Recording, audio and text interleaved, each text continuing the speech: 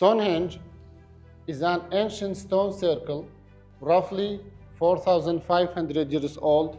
The age, the location is 80 miles west of London. من نوزاد زەبار مامۆستای ئینگلیزی لە قوتابخانەکانی عیشق و نیلوفەر. ئێستاش مامۆستای ئینگلیزی پۆلی دوازدە و یاریدەدەری بەڕێوەبەرم لە ئامادەی نیلوفەری کچان. 8 ساڵە مامۆستام و لە ساڵی 2002 وەک قوتابی لە قوتابخانەی عیشق وەرگیرام.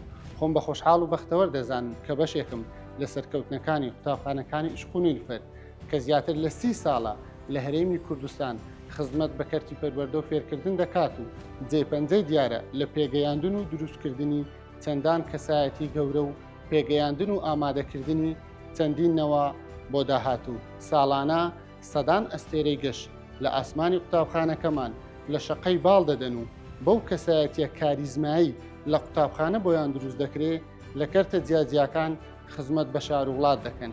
ئارەزوومانە ئێوەش لەم کاروانە ڕوو لە ئاسۆیەدا لەگەڵ خۆمان ببینین.